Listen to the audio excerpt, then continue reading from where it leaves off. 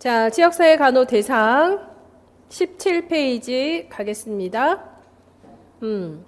자, 지역사회, 이 커먼과 펠로십, 커뮤니티라고 얘기하죠. 그래서 경계, 즉 단순히 사람과 장소가 아니라 문화적인 동질성, 지리적인 경계, 즉 비슷한 관심, 위치, 특성으로 모여있는 공동체입니다. 그래서 세 가지를 가지고 있죠. 위치가 같아야 되고, 관심이 같아야 되고, 특성이 같은 이런 집단을 지역사회다라고 얘기합니다. 그래서 지리적인 공유, 사회적인 작용, 공동유대감, 요게 세 가지의 속성이죠. 이거 기억하셔야 됩니다. 지역사회가 되려면, 그러니까 커뮤니티가 되려면 세 가지의 속성을 가지고 있어야 되는 거죠. 그 세 가지의 속성이 뭐다고?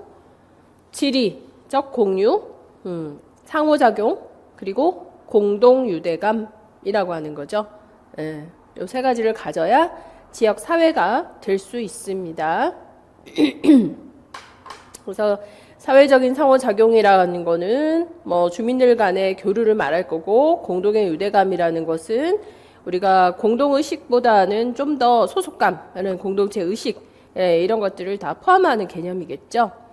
그래서 지역사회의 개념은 지리적인 경계선을 가지고 있다. 물리적인 공간이죠. 그래서 주변하고 구분될 수 있는 경계선, 기온, 온도, 산지, 평야, 해안, 뭐 이런 도시, 농촌, 어촌, 광산촌 이런 특성을 가지고 인간이 모여있는 집합체, 인과학적인 특성을 갖고 있어요. 남녀, 성별, 인종, 인구, 그리고 사회 경제적인 특성, 문화 심리적인 특성들, 그리고 인간 생활활동의 장이며 사회의 각종 사회 체계를 가지고 있다. 소셜 시스템을 가지고 있죠. 그래서 이런 지역사회는 이런 5가지 기능을 합니다. 경제적인 기능, 즉 물자 서비스를 생산, 분배, 소비를 하니까 경제 기능을 하고, 그 다음 일반 지식, 사회적인 가치를 창출하죠. 사회화 기능을 하고, 그리고 규범이 있어요. 그래서 규범에 순응하는 통제 기능도 하고, 그 다음 주민들이 이런 지역사회가 되기 위해서 결속력과 사기가 있죠. 그래서 사회적 통합의 기능도 하고, 또한 질병, 사망, 실업 이런 상황에서 필요할 때 서로 도와주고 조력해주는 상부상조의 기능. 그래서 지역사회 기능은 5가지. 경제 기능, 사회화 기능, 사회 통제 기능, 사회 참여 기능, 상부상조의 기능이 있다.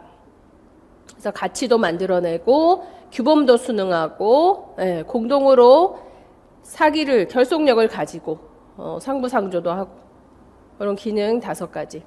자, 지역사회의 속성은 3가지가 있었어요. 지리를 공유하고 상호작용을 하고 공동유대감. 키워드만 기억하시면 됩니다. 이건 B급들이에요. 그리고 지역사회 기능은 5가지. B급입니다. 키워드만 기억하시면 돼요. 경제기능, 사회화 기능, 사회통제기능, 규범순응, 통제기능, 결속력, 참여, 통합기능, 조력, 필요한 상황에서 조력해준다. 상부상조의 기능. 이런 지역사회의 특성은 분리성, 독특성, 동질성, 합의성, 자조성 이런 것들이 있고요. 자, 이래서 지역사회는 구조적인 지역사회, 기능적 지역사회, 그리고 감정적 지역사회 이렇게 구분을 합니다. 지역사회를 분류할 때 구조적 지역사회다라고 하는 것은 단지 시공간적인 관계에서 모여진 공동체. 그러니까 우리들도 어때요? 지금 우리도 같은 시간에 같은 공간에 모여 있으니까 우리는 구조적 지역사회다라고 할 수 있죠. 그래서 단순히 이유 없어 그냥 모여 있기만 하다면 집합체라고 볼 수 있는 것이죠. 그러니까 아침에 지하철을 타고 왔다. 이유 없이 같이 모여 있지만 집합체라고 볼 수 있는 것이죠. 이게 집합이고, 그 다음에 늘 존재하면서 가까이 있으니까 친근감, 공동의식을 공유할 수 있는 게 대면, 공동체, 가족, 이웃, 교민회. 지리적인 특성이나 기후, 환경 변화에 영향이 동일하게 작용이 됩니다. 고산지역이다, 호반지역이다, 그리고 토양오염 지역이다, 후쿠시마 원전 사고 발생 지역이다, 이런 게 문제 공동체. 어떤 문제? 생태학적인 문제 공동체다. 이럴 수 있고, 그리고 지리적인 경계, 시군구, 읍면 이런 게 지정학적 공동체다. 그리고 학교, 목표가 있어요. 목표가 있어서 모여진 공동 집합체. 교육을 하고자 모여졌다. 병원, 학교. 치료를 받고자 모여졌다. 병원. 예. 그리고 종교적인 이유로 모였다. 교회. 뭐 이렇게 특정 목표를 추구하는 구조를 가진 사회 집단을 조직이라 하죠. 자, 그리고 문제를 공유하고 해결하는 범위 안에 있는 구역입니다. 그러니까 이는 이제 문제 해결 공동체라고 얘기하는 것이죠. 탄핵 반대, 탄핵 찬성 모여 있잖아요. 그분들은 지금 이 중에서 뭘까요? 구조적인 지역 사회라고 할 수 있겠죠? 탄핵 반대 집회, 탄핵 집회 어느 공동체일까? 문제 공동체인가요? 문제 해결 공동체인가요? 문제 해결 공동체라 할 수 있겠지? 문제 해결을 위해서 모여 있어요. 그래서 그렇게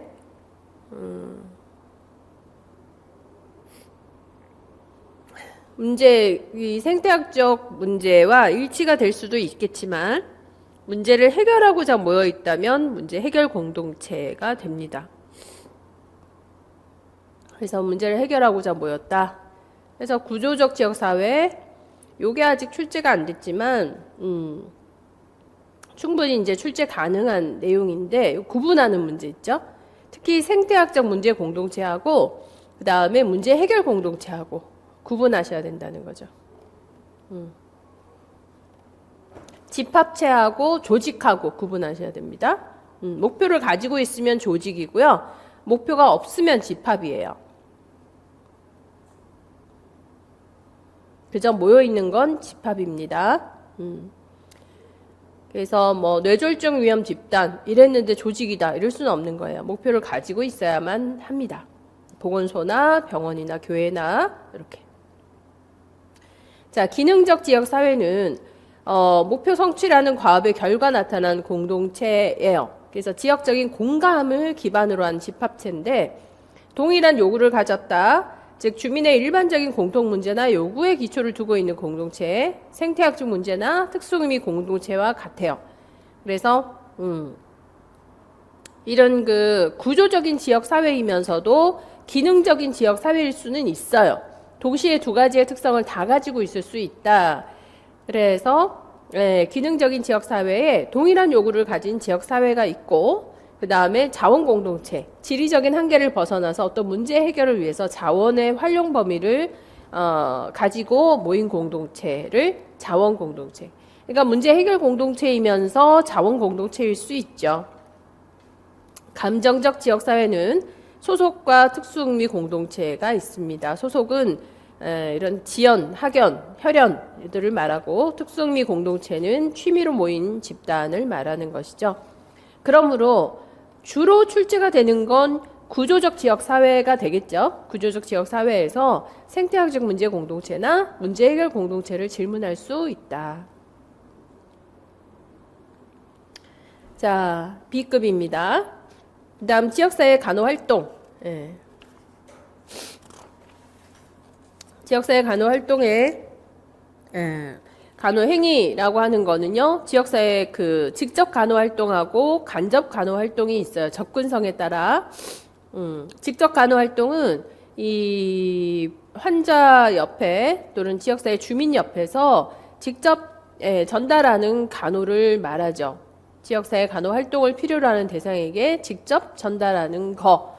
그래서 예방접종, 투약, 처치 이런 것들을 말합니다. 반직접 간호는 직접 간호를 위한 준비, 조직, 설치, 감독하는 거를 말하죠.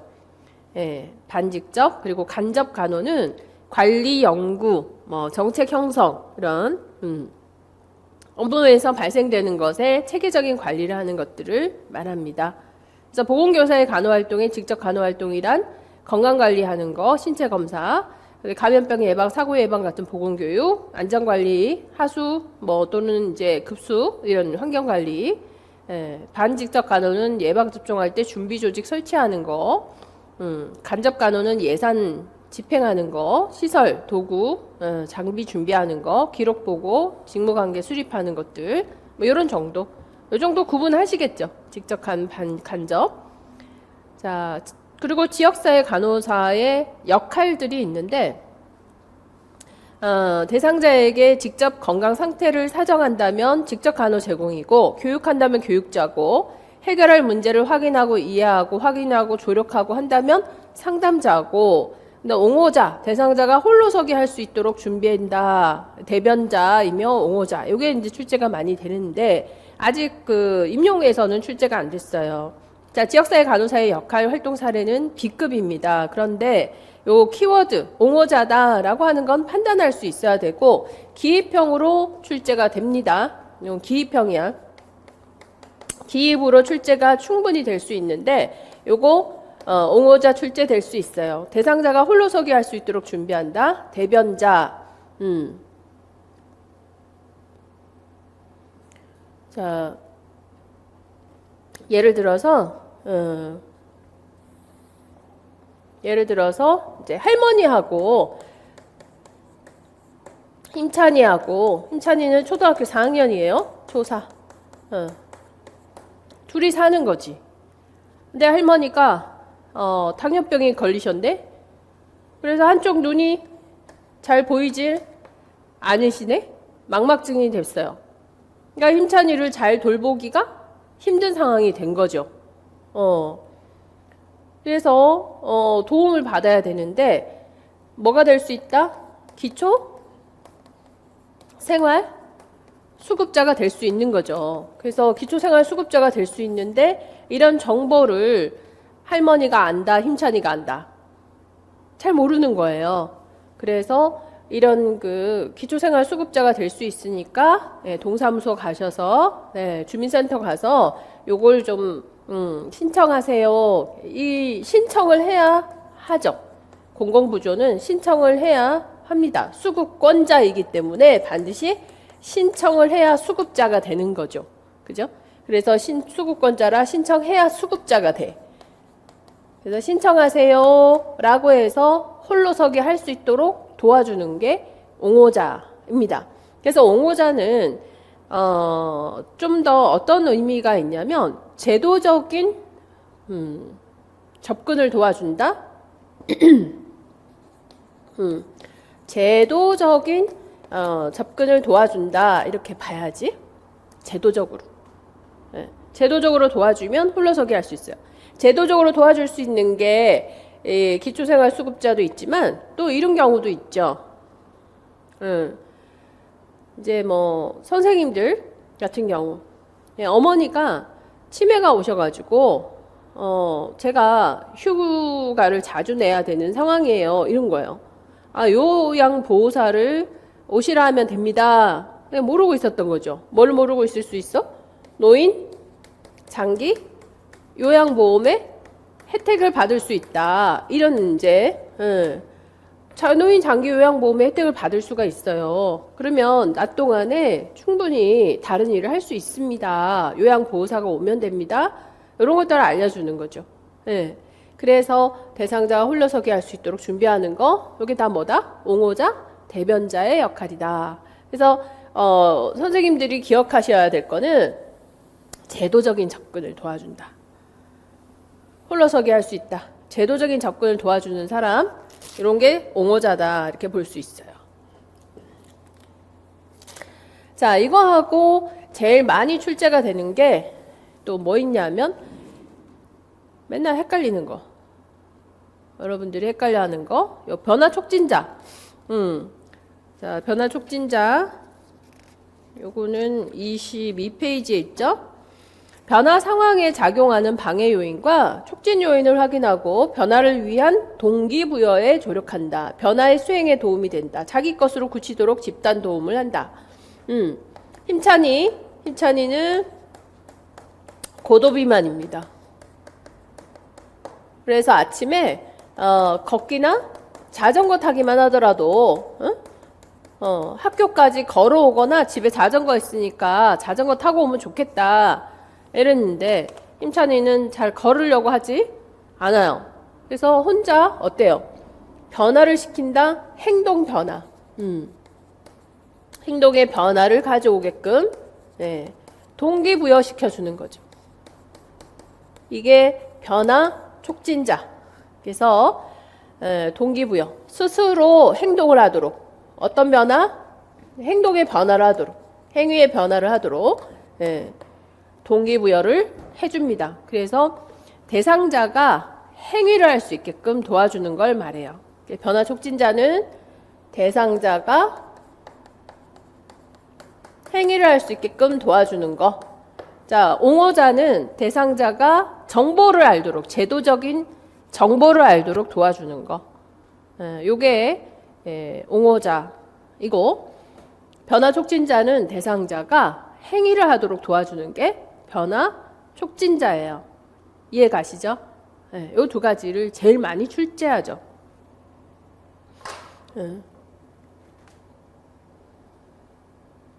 자기 것으로 굳히도록 집단에 도움이 된다. 변화 수행에 도움이 된다. 동기부여를 한다. 이런 거죠. 힘차다 걸어서 와. 걷게 되면 유산소 운동도 되고 또 근력도 늘어나고 대사도 증진되니까 비만이 괜찮아질 거야. 걸어와. 이렇게 되는 거죠. 변화 촉진자. 그리고 자, 그 외에 또 여기서 사례 관리자가 있어요. 사례 관리의 요구를 확인하고 요구 과정 그리고 간호 계획 감독 평가를 한다. 요 최근에 와서 이 사례 관리자도 굉장히 출제 많이 되는데 평가를 한다라는 거는 모니터링 한다라는 얘기죠. 그래서 사례 관리자는 사례 관리, 그러니까 우리 지역 내에서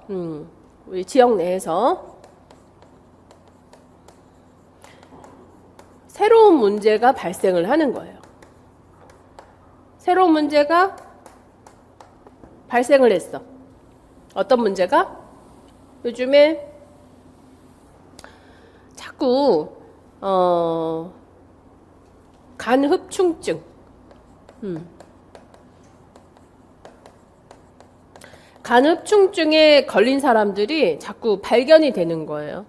그래서 알고 봤더니 호숫가에서 낚시를 계속 하는데 민물고기를 자꾸 먹는 사례가 많아졌다. 과거에 비해서. 이런 이제 사례를 발견하게 됩니다.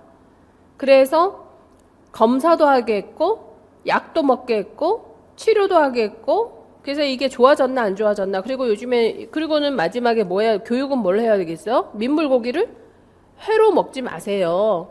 그래서 이거를 회로 먹나 안 먹나를 계속 모니터링 하는 것까지가 사례 관리자의 역할인 거예요. 그래서 새로운 문제가 나타났으면 요거를 발견했으면 조치를 취하겠지. 조치를 취하고 그리고 모니터까지 해요. 지금 계속 그렇게 먹고 있나 안 먹나 평가하고 계속 모니터링 하는 것, 팔로우 하는 것까지가 사례 관리자의 역할입니다.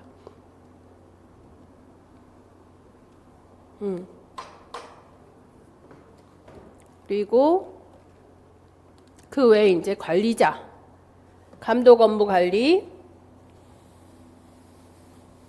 조정자, 요구에 대해서 다른 요원과 의사소통하는 조정자,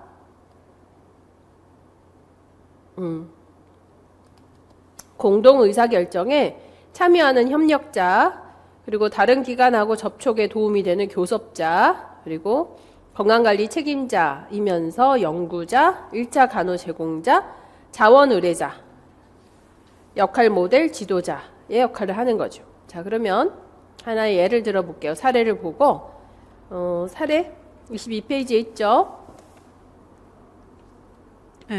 그래서 뭐 근육 주사를 한다, 손가락 관장을 한다, 정맥 주사를 한다, 이런 건 직접 간호 제공이죠. 그다음에 교육자 건강 검진을 한다, 생활 습관 조정을 한다, 질병 관리 필요성에 대해서 교육한다. 또 상담자 주민들을 이야기를 경청하고 공감하고 그냥 공감이죠. 꼭 안아드리고 싶었다, 꼭 안아드렸다, 이런 것들. 고맙다고 하셨다. 상담자는 별로 하는 게 없어요. 그래서 대상자, 피대상자를, 피상담자를 그저 그냥 받아주는 거, 에? 마음으로. 그러면 문제 해결은 누가 해요? 본인이 한다는 얘기죠. 그래서 해결할 문제를 확인하고 이해하고 대상자를 도와준다. 대상자가 문제 해결을 할 수 있게끔 도와주는 역할을 상담자가 하는 거죠. 그래서 이제 사례에서는 안아드렸다, 뭐 이런 얘기가 많아. 예. 의뢰자, 보건진료소에서 해결하기 힘든 건강 문제를 인근에 의뢰하는 것을 말합니다. 체변통을 싣고 한국건강관리협회로 갔어. 뭐 이런 이야기. 자, 사례관리자. 주민의 건강 문제를 발견하고 교육하고 상담하고 적절한 자원을 소개했고 연계했고 결과까지 모니터링하고, 그래서 남편의 건강을 위해서 민물고기 회 반찬을 정기적으로 만든다. 이런 노씨 이야기를 듣고 민물고기 회가 건강에 위험할 수 있다. 이런 점들을 설명하고 간흡충 감염 여부를 확인하도록 검사도 했고 치료도 받았고 치료의 결과를 모니터링까지 했죠. 그래서 발견하고 조치하고 모니터링하고 이게 사례관리자의 역할이에요. 이건 되게 그런 형태의 사례관리자 최근에 와서 출제가 많이 되고 있어요.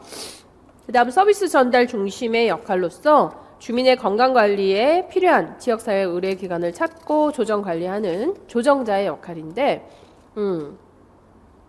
자, 상황을 설명드렸더니 CT를 찍어봐야 된다 했어요. 그래서 CT 찍도록 도와줬다든지 이런 내용이고, 협력자는 지역사회 의료기관하고 협동하는 의사소통을 한다든지 의사결정에 참여를 한다든지 하는 내용입니다. 중개자, 교섭자, 사례 발굴자. 사례 발굴자는 사례만 발굴하는 것을 말해요. 지도자, 변화 촉진자. 변화 촉진자. 오래된 나쁜 건강 습관을 변화하도록 동기부여한다라는 거죠. 그래서 동기부여해서 뭐 하도록 합니까? 행동을 수행하도록 해주는 거겠죠.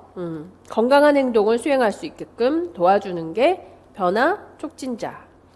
자, 이장님들하고 운영협의회 회의를 소집을 해서요. 민물고기 생식 습관을 갖고 있었는데, 그래서 요 민물고기 생식 습관을 한번 실태 조사를 해보자고 제안을 했어요. 그리고 노인들만 계시는 곳에 TV만 있어요. 그래서 율동체조, 태권체조, 걷기 모임, 건기 모임이 아니라 걷기 모임, 이런 프로그램을 운영하게 됐죠. 그래서 걷게, 운동하게, 활동하게 도와줬다. 변화 촉진자. 옹호자의 역할. 자, 보건복지부나 질병관리본부 이런 그 보건당국에서 추진하는 사업을 적극 알려줍니다. 홀로서기 할 수 있도록 준비해준다 그랬어요. 그래서 보건복지부에서 금연, 운동, 절주, 비만 이런 이제 생활 행태 개선 사업을 많이 운영하고 있습니다. 이런 프로그램이 운영이 됐어요. 제도적인 정보를 제공해준다 그랬잖아요. 그죠? 제도적인 정보를 제공해주는 역할은 옹호자다. 그런 제도적인 그런 프로그램들을 상당히 많이 활용할 수 있게끔 도와주는 거죠. 그게 이제 옹호자입니다. 자, 이렇게 해서 역할들 한번 쭉 살펴보았어요. 세 가지 기억하셔야 되는데, 하나는 옹호자, 하나는 변화 촉진자, 그리고 사례 관리자. 그 정도가 B급이에요. 자, 그 다음에 지역사회 간호 과정입니다. 지역사회 간호 과정. 지역사회 간호 과정하고 지역사회 간호 이론하고 이 두 가지가 제일 많이 출제가 되는 A급들이라 그랬어요. 토탈 다 A급이라고 얘기했었습니다. 네, 27페이지. 자, 지역사회 간호 과정 가겠습니다. 사정, 진단, 계획, 수행, 평가 이런 과정을 거치게 되는데 사정, 진단 단계가 제일 많이 출제가 되죠. 그리고 계획의 첫 단계가 목표 설정, 그리고 수행 평가 합니다. 자, 사정의 단계에서는 자료 수집 분석, 기준 지침 확인, 그리고 진단할 때 우선 순위를 점검하게 되죠. 그래서 자료 수집과 자료 분석, 우선 순위 요 세 가지가 굉장히 많이 출제가 됩니다. 자, 사정의 기본 원칙. 지역사회와 협력해서 사정을 하는데 주민의 개인의 문제보다는 지역 주민 전체에 초점을 두죠. 그리고 의료인 전문인의 판단이 아니라 요구가 무엇인가에 대한 인식으로 접근을 해야 된다.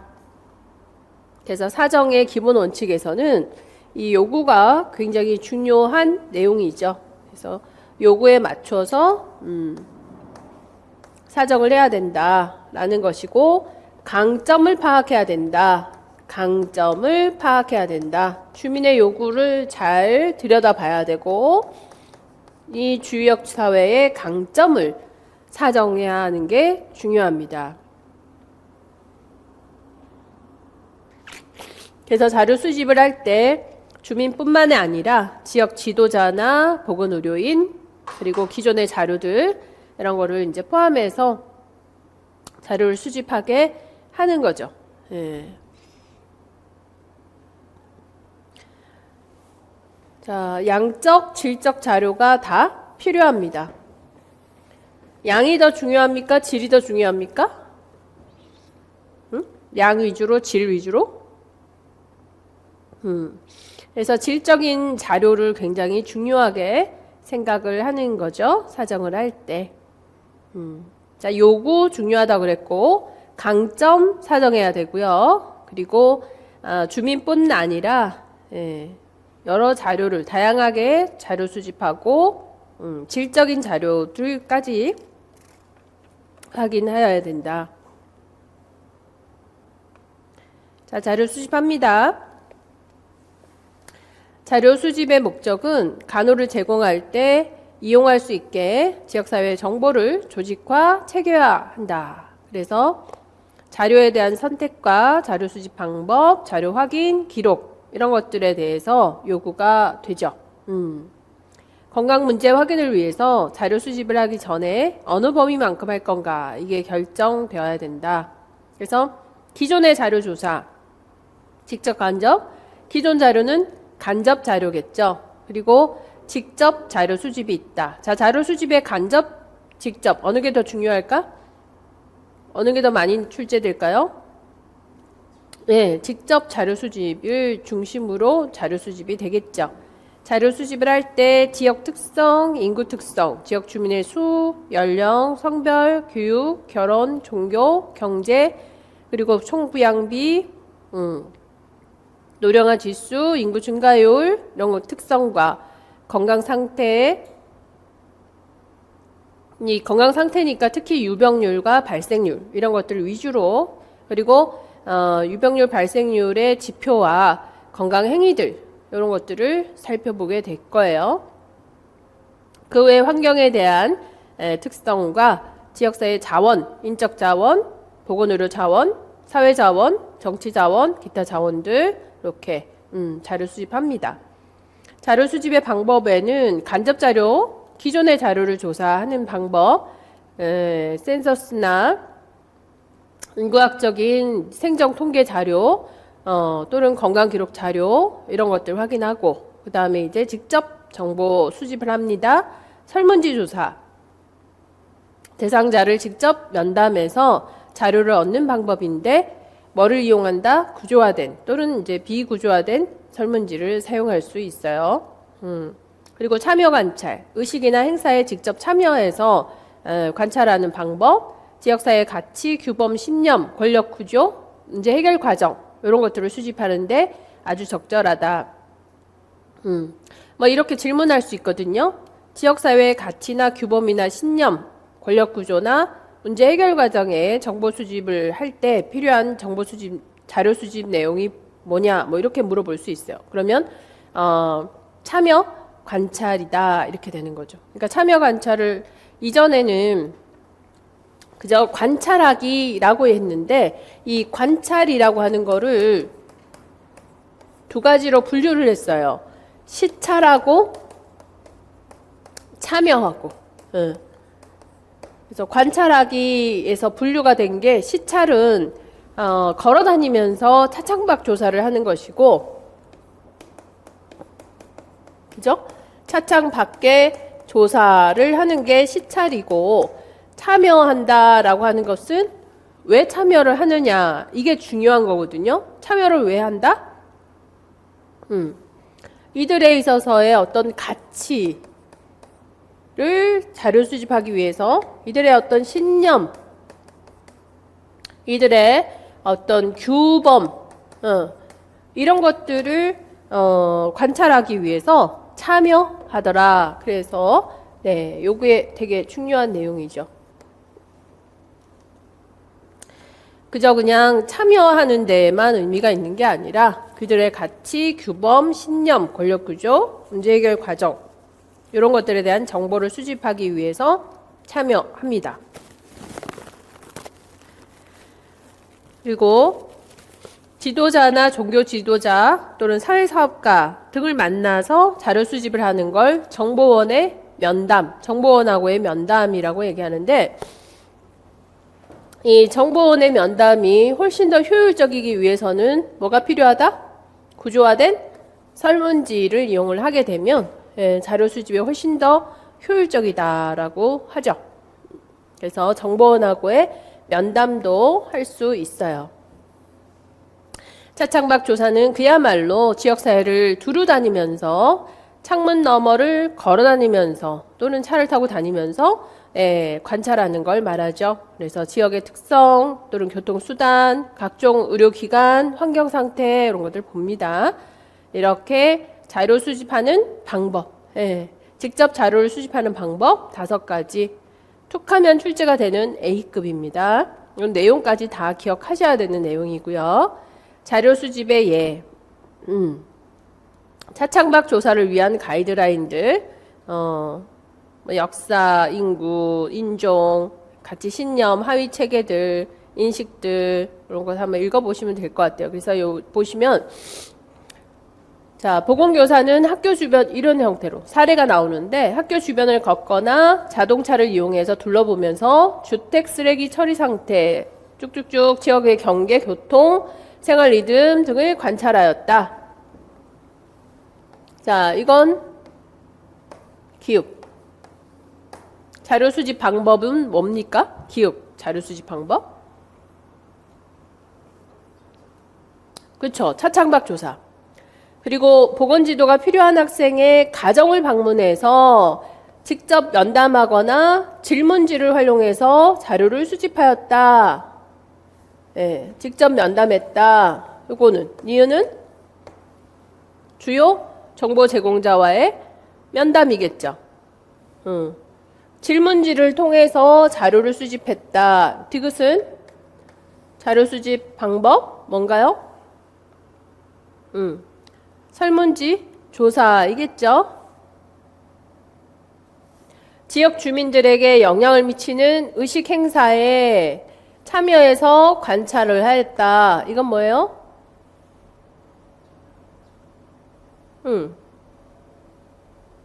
그쵸. 이것도 참여 관찰.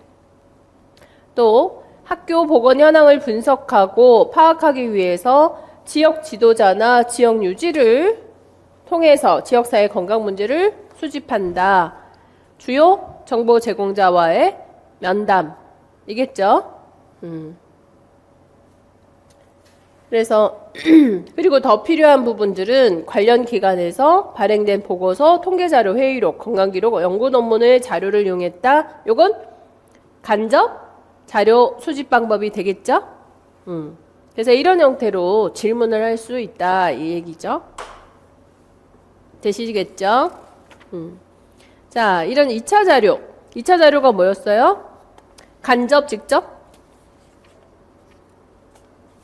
간접 자료죠. 간접 자료. 즉 여기서 건강기록, 연구 논문, 통계자료, 회의록 이런 것들 이렇게 2차 자료.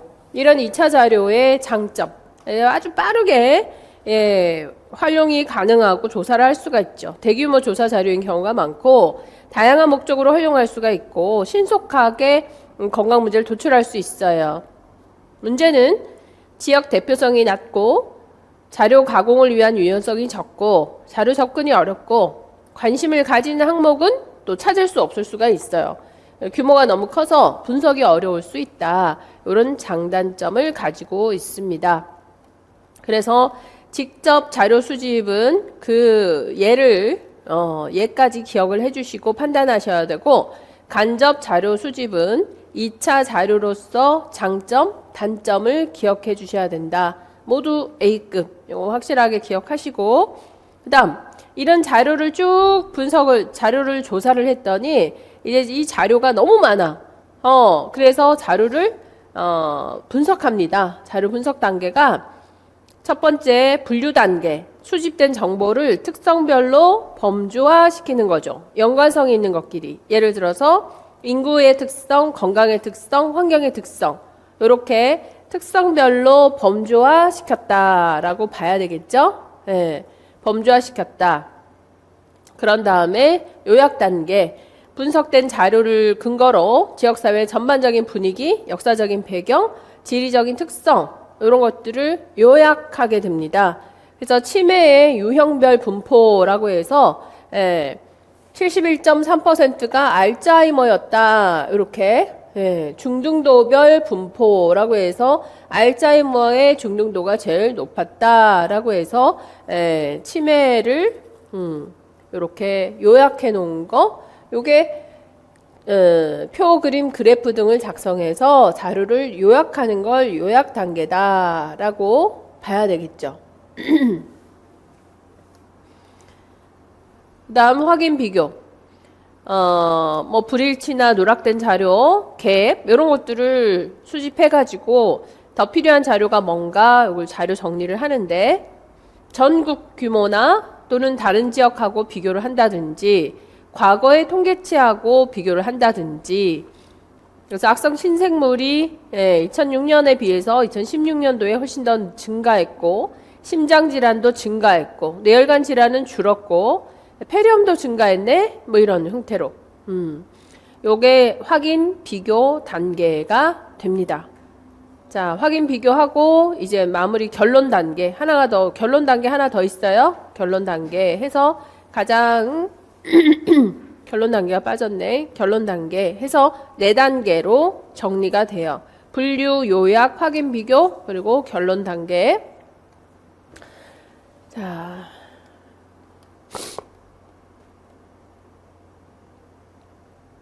그럼 질문해 볼게요.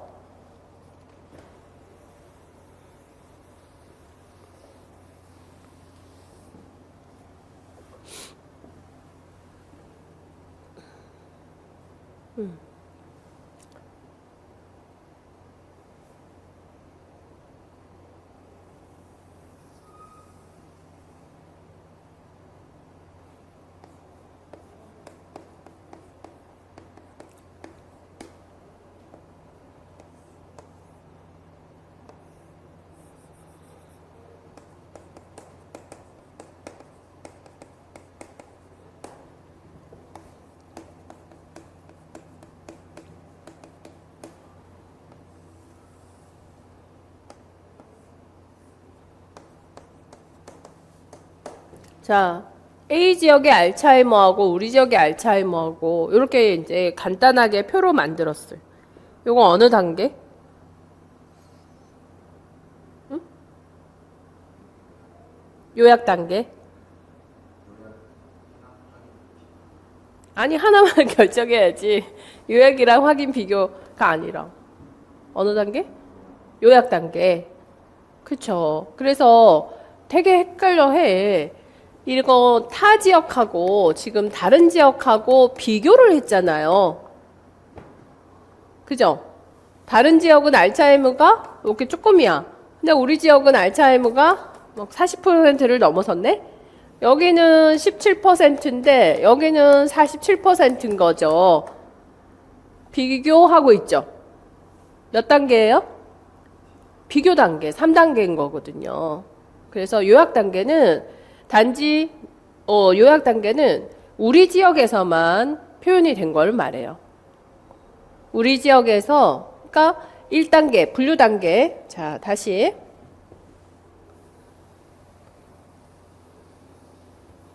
(1단계에서) 자료 수집을 했어. 이 문제 내면 많이들 틀려요. 1단계에서 쭉 자료 수집을 했더니 당뇨 환자도 뭐 몇 퍼센트 있었고 치매도 이렇게 몇 퍼센트 있었고 뭐 고혈압도 얼마 이상 있었고 이럴 거 아니에요. 그죠? 이렇게. 그리고 이제 연령별로 또 이렇게 다를 거고 건강 상태에 따라서도 막 다를 거고 엄청 자료가 많을 거 아닙니까? 그래서 어떻게? 이거를 요약해야 되겠네. 예, 요약해야 되겠네. 자, 당뇨는 보니까 당뇨 여기다 그럴까?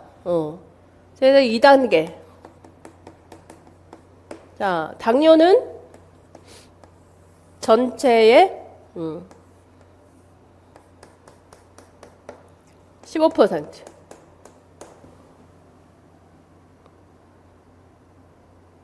25%. 자, 그리고 치매는 전체의 47%. 고혈압은 12%. 고혈압. 자, 어때요? 이건 어때요? 이건 요약 단계겠죠? 어? 이거 비교인가? 요약이지. 그래서 이 지역에서 이거 너무 정신이 없단 말이에요. 그래서 2단계 60대 연령을 중심으로 60대 이상 이렇게 해서 정리를 해 놓은 거예요. 근데 보니까 어때요? 47% 치매가 너무 높아. 그래서 어떻게 해요? 3단계에서 옆 지역 A 지역은 보니까 치매가 이게 17%인데 우리 지역은 치매가 47%네. 이렇게. 이건 뭐예요? 비교한 거죠. 또는 10년 전하고 비교를 했더니 17%였는데 현재는 47%다. 이거 어때요? 이것도 비교죠. 그래서 비교 확인 단계에서는 무엇과 무엇을 비교한다? 무엇과 무엇으로 비교한다? 다른 지역하고 비교를 하고 또 과거하고 비교를 해요.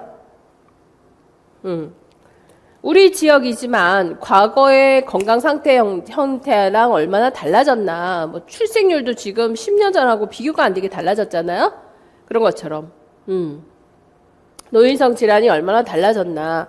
이런 것들을 확인하는 게 확인 비교 단계. 그러니까 이 문제는 항상 출제가 되는데 1단계하고 2단계도 혼란스러워해. 1단계는 분류하는 겁니다. 분류하는 거여서 요거 분류하고 인구 특성을 건강으로 분류하고 연령으로 분류하고 자원으로 분류해 놓는 거. 그럼 분류를 한다면 이렇게 하겠지. 자, 요건 당뇨, 요건 치매, 요건 고혈압 이런 식으로. 자, 그리고 전체 연령에서 이만큼이 60세 이상, 그 다음이 50세 이상, 그 다음 해가지고서 출생률이 이렇게 작더라. 이렇게 연령별로도 분류를 해놓는 거예요. 이거는 요약이에요? 이거 요약이 아니야. 이건 분류야.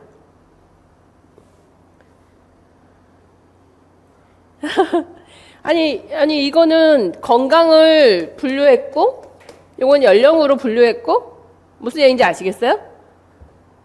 건강은 건강대로 연령은 연령대로 이렇게 분류했기 때문에 이건 분류 단계예요. 범주화 시켜 놓은 거죠. 그래서 분류합니다. 분류를 건강별로 연령별로 범주화 시켜 놓고 이 전체에서 요약 당뇨는 몇 퍼센트, 뭐 고혈압 몇 퍼센트, 치매는 몇 퍼센트, 이렇게 이렇게 특성별로 자료를 요약해 놨다면 요거는 요약 단계. 그리고 요약하고 과거나 다른 지역하고 비교를 했다면 비교 단계. 이렇게 돼요. 엄청 헷갈려. 사실은. 네. 그래서 잘 정리하셔야 되는데 주로 기입형으로 출제되겠죠. 요 A급입니다. A급이고 최근에 와서 여러 부분에서 출제가 되고 있는 내용이에요. 출제가 되고 있어서 여기 무슨 단계야? 이렇게 잘 물어보는 거지. 그러니까 임용에서도 출제될 내용이죠. 자, 임용 A급 자료 수집 방법 요거 출제됩니다. 근데 너무 많이 출제를 했기 때문에 요거는 이제 A급이긴 해도 이게 출제가 되기보다는 새로운 문제 형태로 뭐가 자료 분석하는 거 자료 분석 단계 어느 단계예요? 이거 질문할 가능성이 굉장히 높다. 연습하셔야 되고요. A급입니다. 자, 이렇게 해서 지역사회 진단을 내려요. 진단은 난다. 국미간호협회에서 실제 건강 문제, 잠재적인 건강 문제 이런 형태로 난다 간호진단 분류를 하기도 하고 이번에 25년도 대비해서 출제가 됐죠. 오마 분류 체계. 25년도에 꼭 나올 거라 그랬어요. 오마. 오마 출제가 됐고요. 국제간호 실무나 가정간호 분류 체계도 활용될 때가 있어요.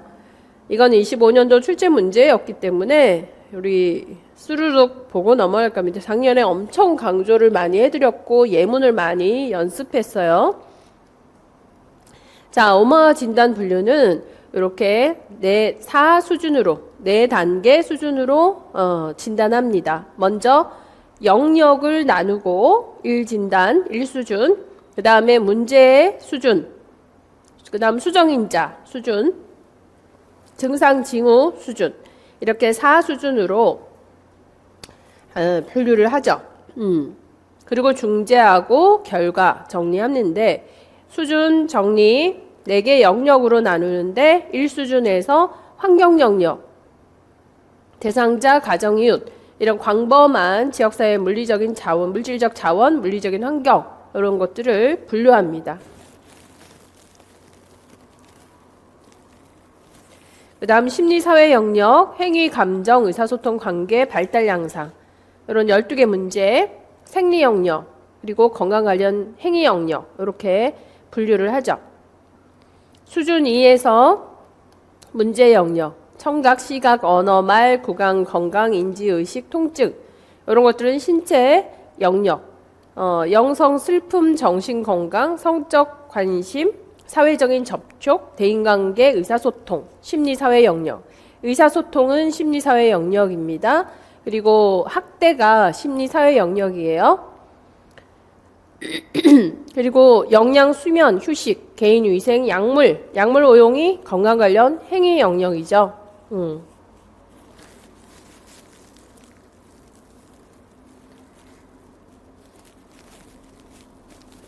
그리고 수입, 위생, 주거지, 수입이 환경 영역이에요.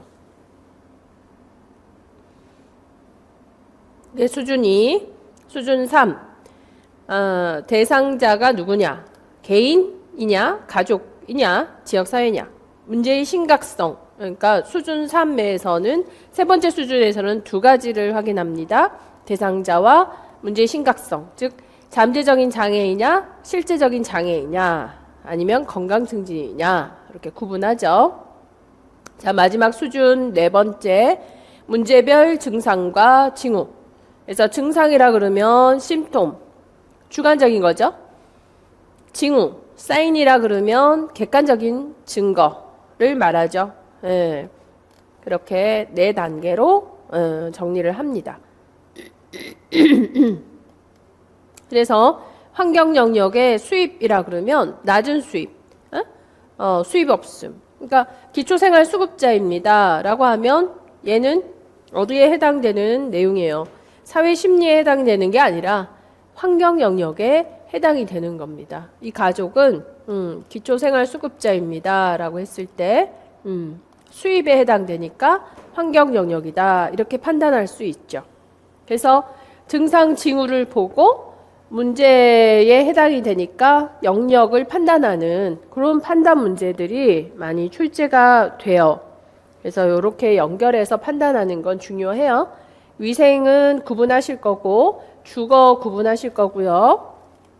이웃 직장의 안전. 자, 안전이 어느 영역에 해당된다? 환경 영역에 해당이 돼요. 안전이. 그래서 범죄율, 방치된 동물들, 불안전한 놀이 지역, 위협적인 폭행, 교통수단의 위험 이런 것들이 환경 영역 안에 포함되는 개념입니다. 자, 심리 사회 영역에서 굉장히 중요한 게 의사소통.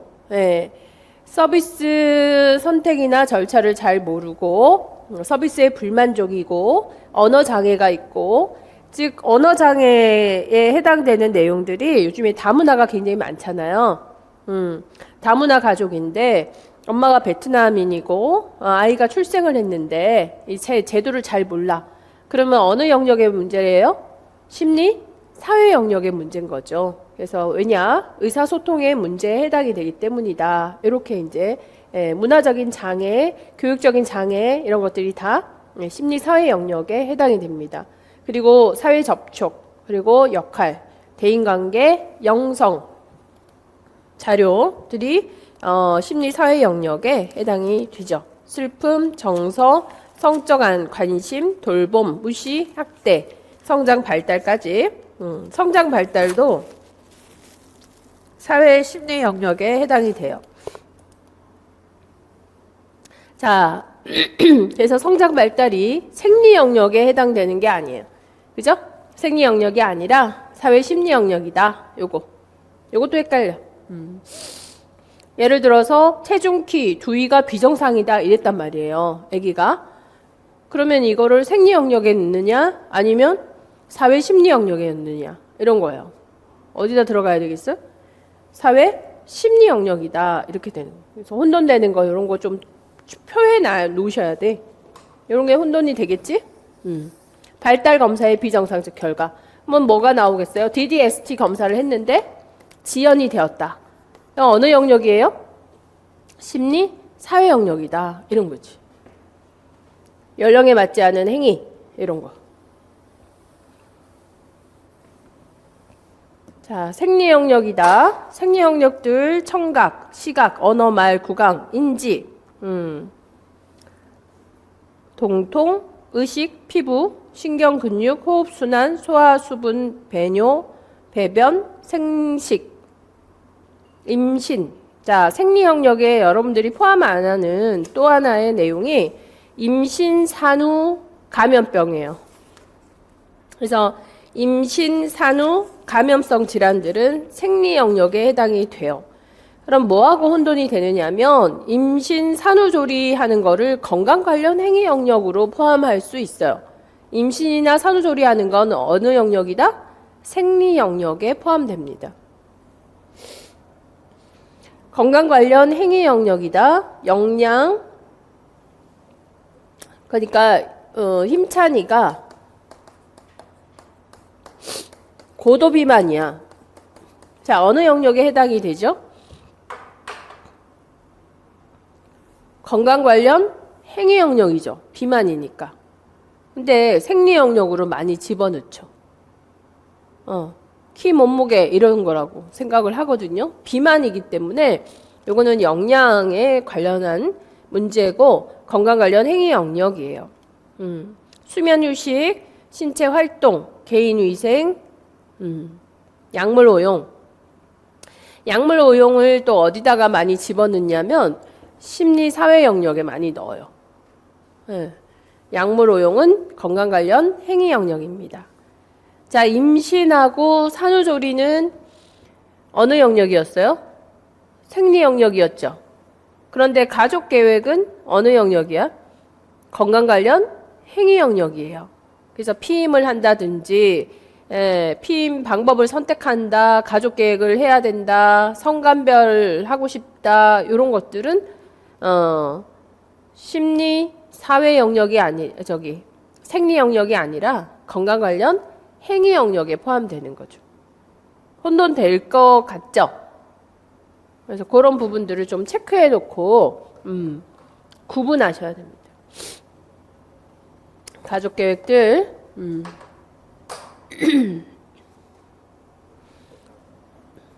그러니까 가족 계획 방법에 대한 부적절한 불충분한 지식. 이건 피임에 대한 지식이 없다는 얘기죠. 피임 방법을 모른다. 예, 이런 것들은 건강 관련 행위 영역입니다.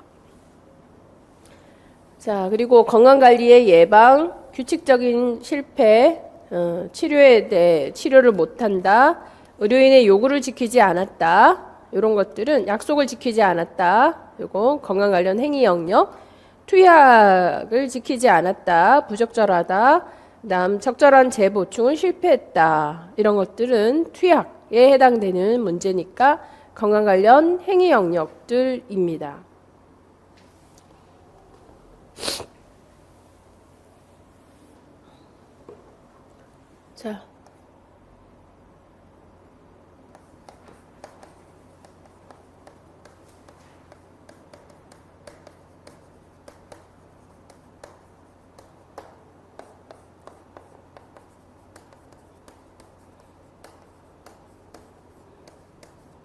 자, 고혈압 약물을 처방을 해줬는데 약물을 복용을 잘 하질 않아가지고 혈압 관리가 잘 안 된다. 들쭉날쭉 해가지고 병을 자주 오시는 거예요.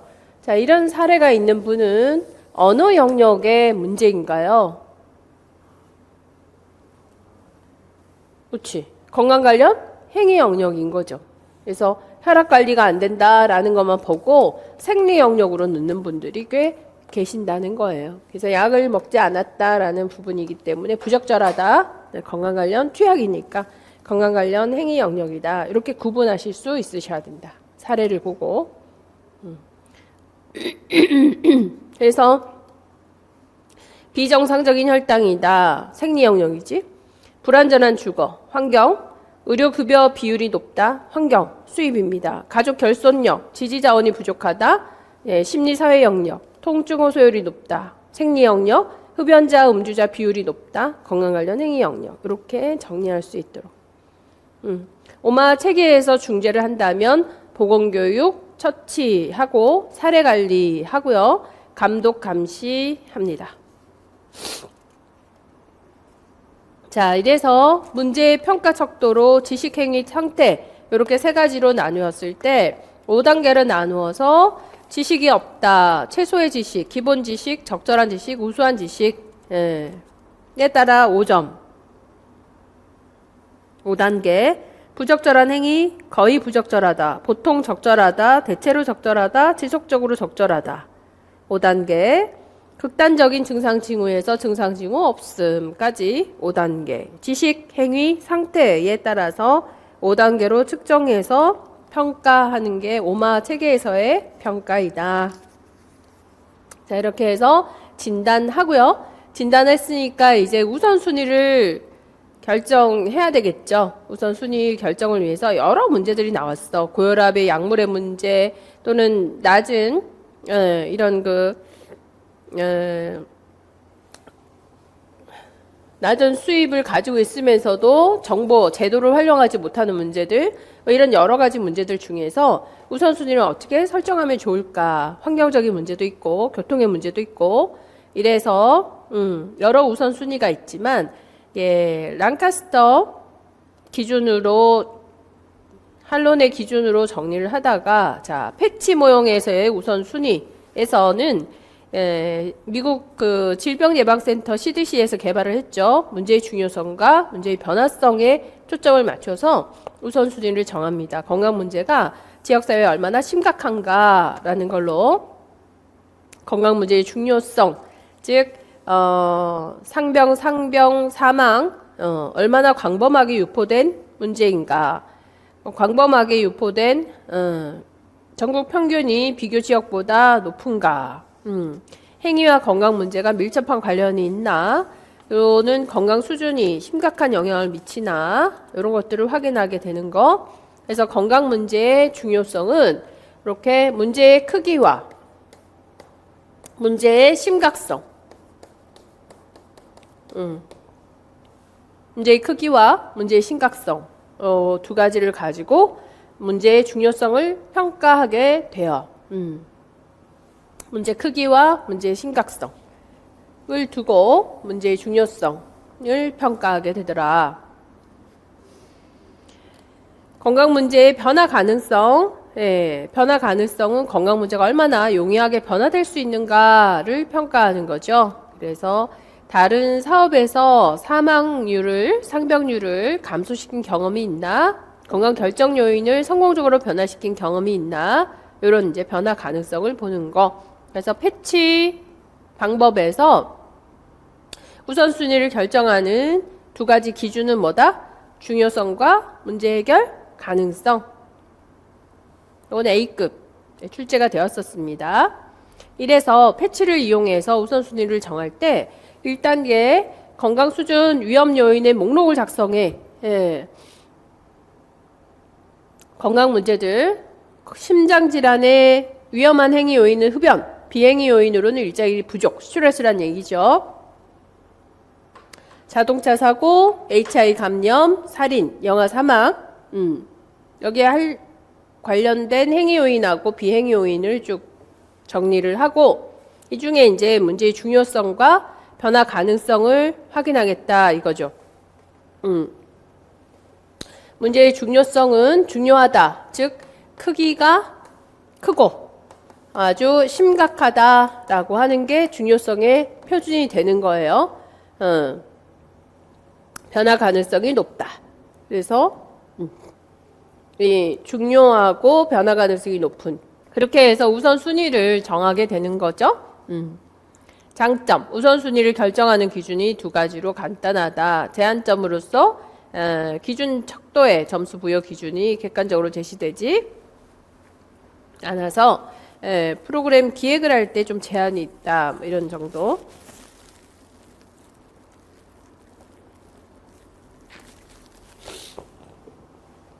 그래서 패치의 우선순위 설정은 뭐하고 중요성과 심각성, 중요성과 변화 가능성으로 결정을 한다는 거예요. 그다음 브라이언트의 우선순위는 여기에다가 패치에서 사용하는 기준과 일치 않는다라는 건데 여기에다가 주민의 관심도가 추가가 된다.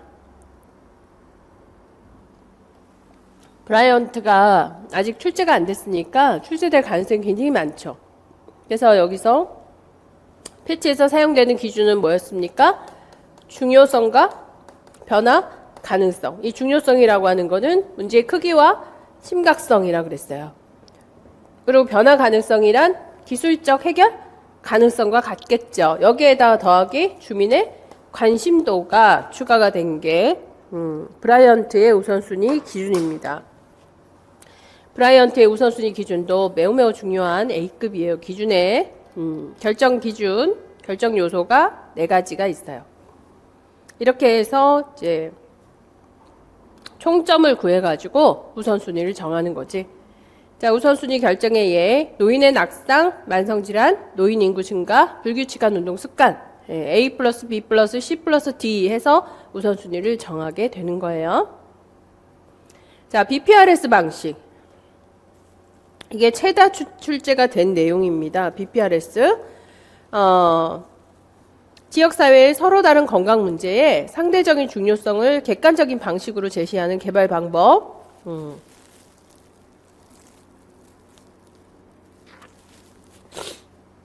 패치와 블라이언트보다 우선순위에서 자의적인 판단 여지를 줄이려고 노력을 했다. 그래도 점수는 자의적으로 주는 거예요. 좀 더 주관적이긴 하지만 객관적이려고 노력한 거지. A 플러스 2B 곱하기 C.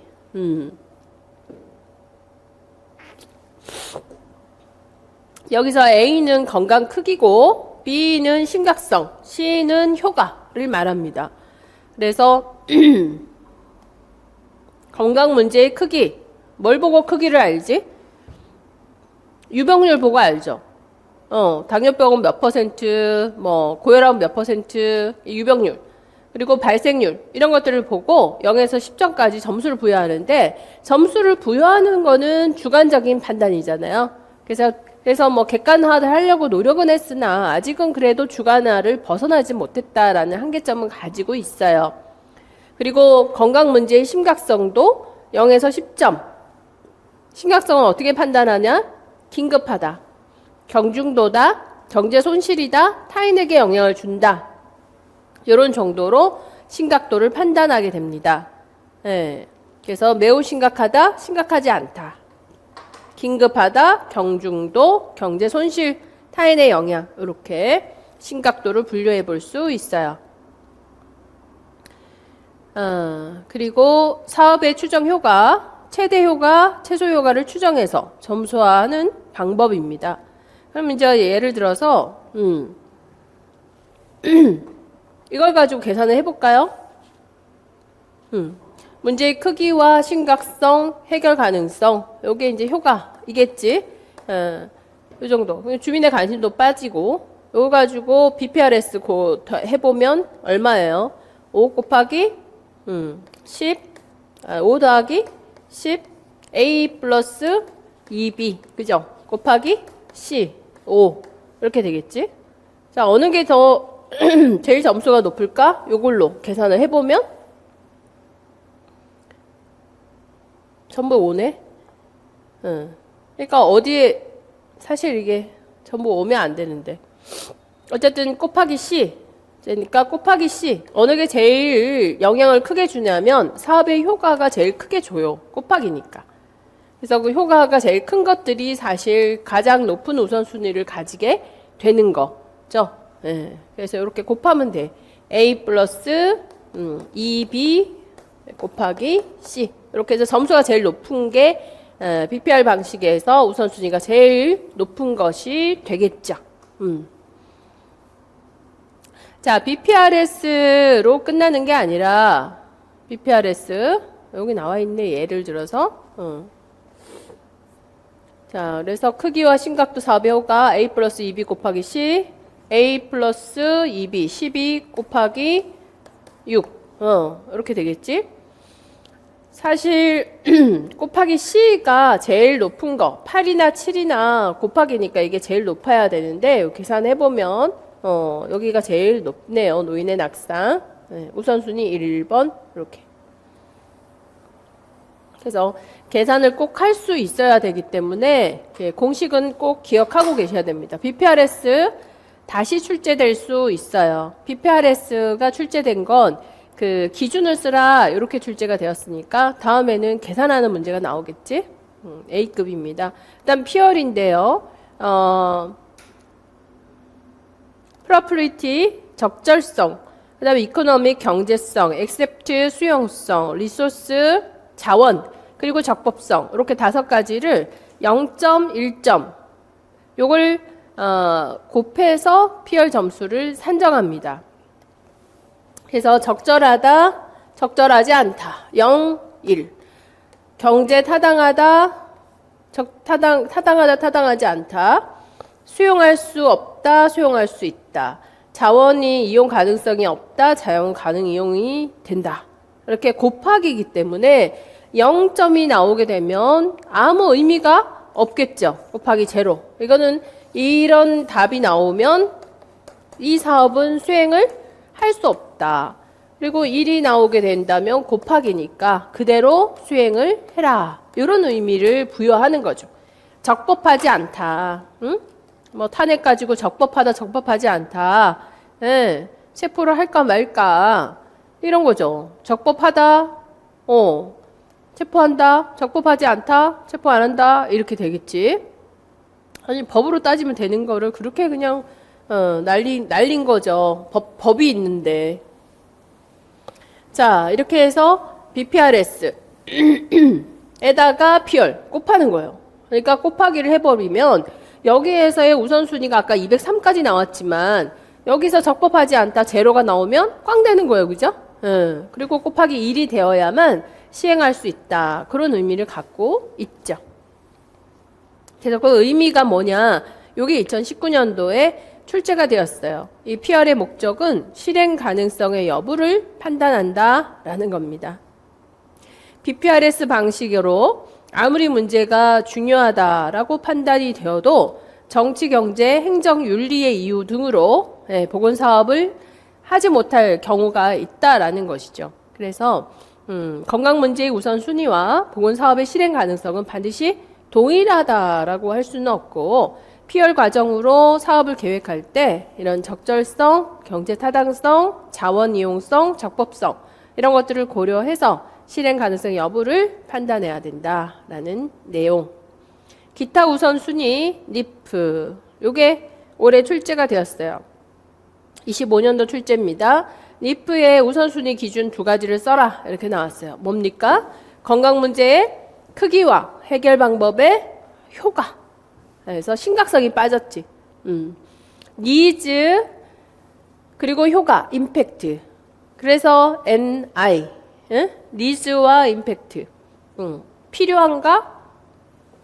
얼마나 크길래 필요한가? 그리고 해결 방법의 효과, 임팩트. 요 두 가지를 가지고 우선순위를 평가해요. 그래서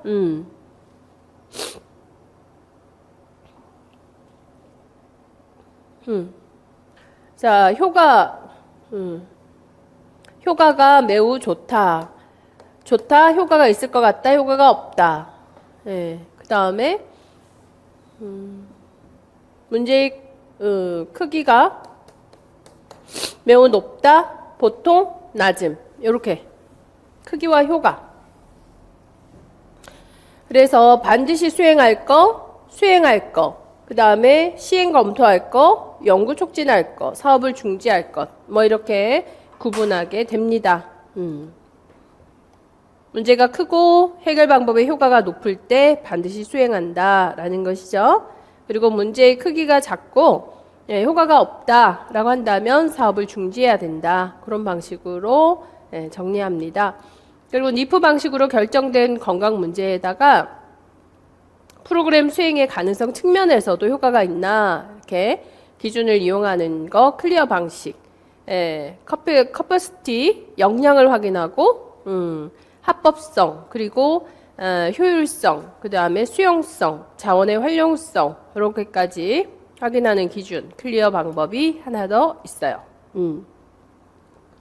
당분간 우선순위에 대한 기준은요. 아마 매년 또는 경년으로 출제가 될 거라고 봅니다. 그래서 우선순위는 꼭 기억해 놓아야 되는 A급이다 라고 정리하셔야 되겠죠. 자, 그 다음 내용 지역사회 간호 계획입니다. 쉬었다가 지역사회 간호 계획 정리해 볼게요.